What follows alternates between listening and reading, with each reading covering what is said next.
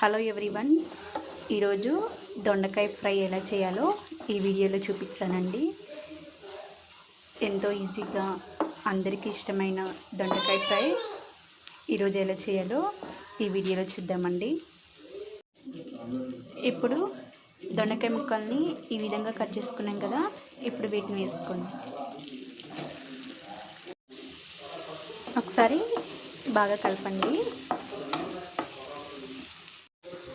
ఇప్పుడు మూత పెట్టి ఒక 5 మినిట్స్ వరకు లో ఫ్లేమ్లోనే ఫ్రై చేయండి. ఇప్పుడు ఒక 4 వెల్లుల్లి ఇలా చిన్నగా కట్ చేసి వేసుకోండి. వెల్లుల్లి వేయడం వల్ల కర్రీ అనేది టేస్టీగా ఉంటుంది. ఒక టేబుల్ స్పూన్ అండి సాల్ట్ చూసి వేసుకోండి. ఒకసారి కలిపి మళ్ళీ మూత పెట్టి ఒక 5 మినిట్స్ వరకు మళ్ళీ ఫ్రై చేయండి.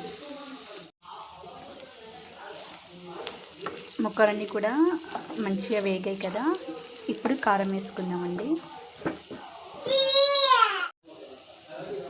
కారం 2 టేబుల్ స్పూన్ వేస్తున్నానండి. మీకు ఎంత తింటారో దాన్ని బట్టి కారం వేసుకోండి. ఒకసారి మొత్తం కూడా బాగా కలపండి. ఈ విధంగా ఒకసారి కలపండి. ఒక 2 మినిట్స్ పాటు కలుపుతూ ఉండండి.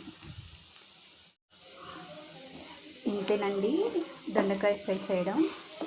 వీడియో నచ్చినట్లయితే లైక్ చేయండి. కర్రీ అనేది రెడీ అయిందండి. ఇంతేనండి దొండకాయ ఫ్రై చేయడం. ఈ వీడియో నచ్చినట్లయితే లైక్ చేయండి.